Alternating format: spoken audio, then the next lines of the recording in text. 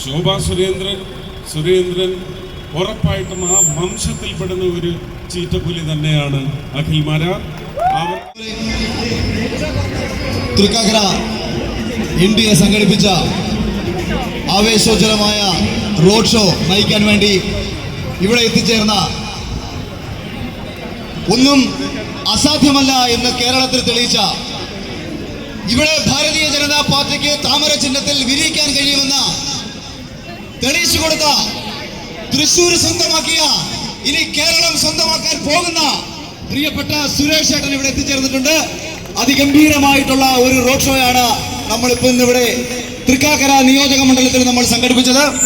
ഈ ഒരു അവസരത്തിൽ ഞാൻ ഈ മണ്ഡലത്തിലേക്ക് ആദ്യം വരുന്ന സമയത്ത് പലരും പറഞ്ഞൊരു വാചകമായിരുന്നു, തൃക്കാക്കര എന്ന് പറഞ്ഞാൽ UDFന്റെ കോട്ടയാണ് എന്ന്.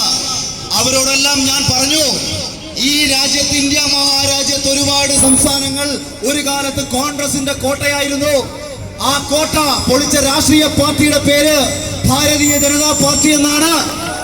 ആ കോട്ട പൊളിച്ച മുന്നണിയുടെ പേര് NDA എന്നാണ്. ആ കോട്ട പൊളിച്ചടുക്കിയ നേതാക്കന്മാരുടെ പേര് നരേന്ദ്ര ദാമോദർ ദാസ് മോദി, അമിത്ഷാ എന്നാണ്.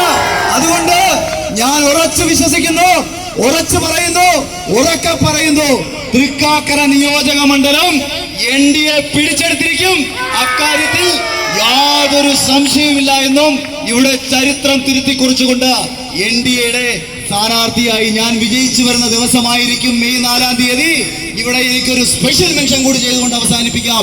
റിപ്പോർട്ടർ ചാനലിലെ അരുൺകുമാറിന് എന്റെ വാർത്ത ഞാൻ മുന്നിലാണെന്ന് വായിക്കുന്ന നിമിഷത്തിന് വേണ്ടി കാത്തിരിക്കുകയാണ്, തുടക്കം കുറിക്കുകയാണെന്ന് മാത്രം പറഞ്ഞുകൊണ്ട് ഈ ഒരു സ്വീകരണത്തിന് 1000 നന്ദി അറിയിച്ചുകൊണ്ട് ഞാൻ 2 വാക്ക് സംസാരിക്കാൻ ഏറെ സ്നേഹത്തോടെ എൻ്റെ ജ്യേഷ്ഠ സഹോദരൻ എല്ലാ കാലത്തും എന്നെ ചേർത്ത് പിടിച്ചിട്ടുള്ള, എന്തൊക്കെ ആവശ്യങ്ങൾ ഞാൻ നാട്ടുകാർക്ക് വേണ്ടി പറഞ്ഞിട്ടുണ്ടോ അപ്പോഴൊക്കെ മെസ്സേജിനൊരു റിപ്ലൈ പോലും തന്നില്ലെങ്കിലും ആ നിമിഷം തന്നെ അതിനുള്ള പരിഹാരം കണ്ടെത്തിയിരിക്കും. ഏറ്റവും റീസെന്റ് ആയിട്ടൊരു ഉദാഹരണം ഞാൻ പറയാം. വൈസ് പ്രസിഡന്റിനൊപ്പം ഇദ്ദേഹം ഒരു വേദിയിലിരിക്കുന്ന സമയത്ത് ഞാൻ ഒരാളുടെ കാര്യം പറഞ്ഞുകൊണ്ട് മെസ്സേജ് അയച്ചു. എന്നെ 5 മിനിറ്റ് കഴിഞ്ഞപ്പോൾ തന്നെ ഇദ്ദേഹത്തിന്റെ സെക്രട്ടറി വിളിച്ചു പറഞ്ഞു, അഖിൽ വിളിച്ചിട്ടുണ്ടായിരുന്നു, ഞാൻ എടുക്കാത്തതിന്റെ കാരണം ഇന്നതാണെന്ന് പറഞ്ഞിട്ട് എന്താ കാര്യമെന്ന് ചോദിച്ച് അതിനുള്ള കാര്യങ്ങൾ ചെയ്തുകൊള്ളാൻ പറഞ്ഞ മനുഷ്യനാണ്. പലപ്പോഴായി പലർക്ക് വേണ്ടിയും നിശബ്ദനായി ഒരുപാട് കാര്യങ്ങൾ ചെയ്തിട്ടുള്ള മനുഷ്യനാണ്. അപഹസിക്കാം, പരിഹസിക്കാം, പക്ഷെ ഈ മനുഷ്യനെ ഒരിക്കലും നിങ്ങൾക്ക് ജനഹൃദയങ്ങളിൽ നിന്നും മായ്ച്ചു കളയാൻ കഴിയില്ല.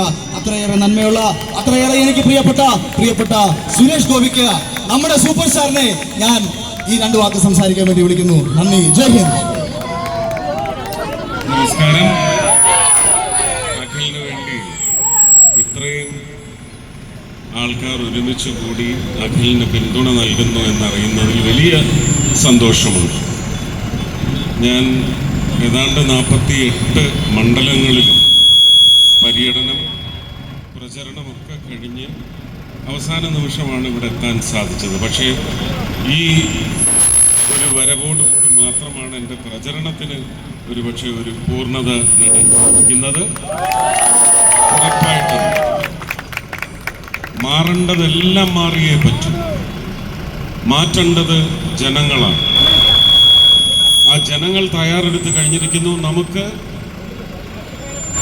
സ്ഥാനാർത്ഥികളുടെ കാര്യത്തിൽ നിങ്ങളുടെ മുന്നിൽ ഇതിനു മുമ്പ് എത്രയോ തവണ ജനങ്ങൾക്ക് വേണ്ടി ശബ്ദമുയർത്തുന്ന ഒരു വ്യക്തിയാണ് അഖിൽ മാരാറെന്ന് നമുക്ക് നിരവധി തവണ നിരവധി വിഷയങ്ങളുമായി ബന്ധപ്പെട്ടാണ് പൊതുസമൂഹത്തിന് മുമ്പിൽ സാക്ഷ്യപത്രം, അഖിലിൻ്റെ പ്രവർത്തന പരിചയ സമ്പന്നത എല്ലാം നിങ്ങൾക്ക് വേണ്ടി നിയമസഭയിൽ ശബ്ദമുയർത്തുന്നതിന് വേണ്ടി നിങ്ങൾ അഖിലിന് തൃക്കാക്കരയിൽ നിന്ന് ജയിപ്പിച്ചുവിടണം വമ്പിച്ച ഭൂരിപക്ഷത്തോടെ എന്ന് മാത്രമേ എനിക്ക് അഭ്യർത്ഥിക്കുവാൻ സാധിക്കൂ.